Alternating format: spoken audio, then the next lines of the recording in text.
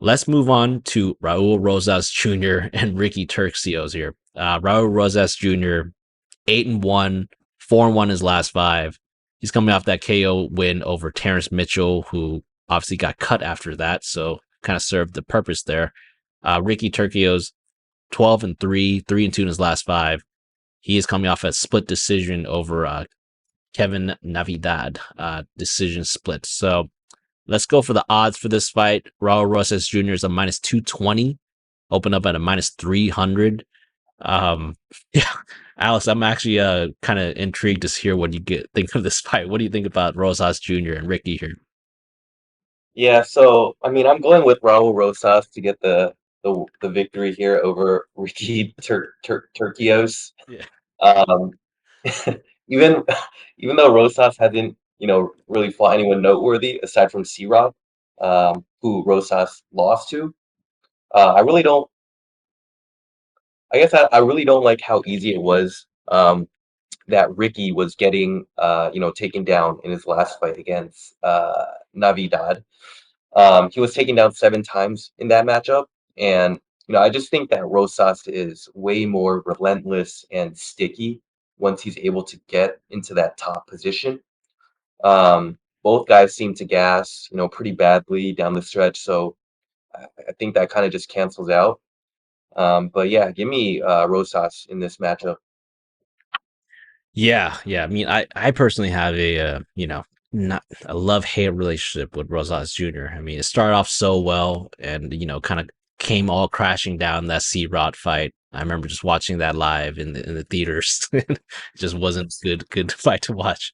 Rosas Jr. I mean, he likes to start fast with his grappling, just apply the pressure and pace nonstop.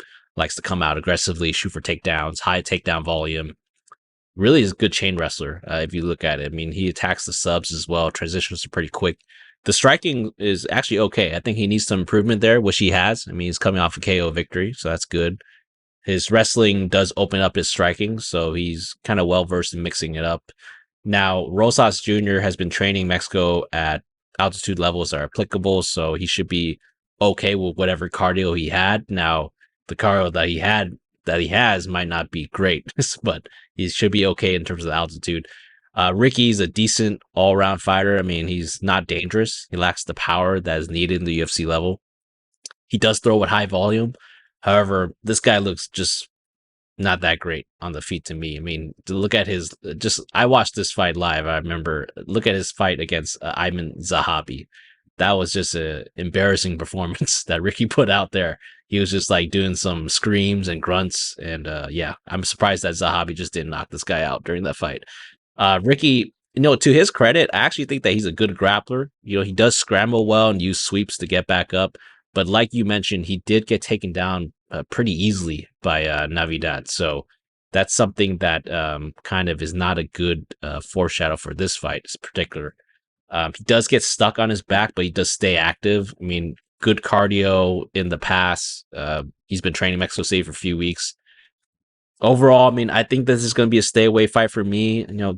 After going with after going with Rosas Jr. for C Rod, I'm just scared of Rosas Jr. fighting someone who has cardio and someone who can grapple decently. So I will lean towards Rosas Jr. finding a sub sometime in the fight, but I'm staying away, man. This guy's like 19 years old, Like that's just the lesson I learned, that this guy's just still a kid and he needs a little bit more experience, especially at the UFC level, before we can kind of trust him again after that C Rod debacle.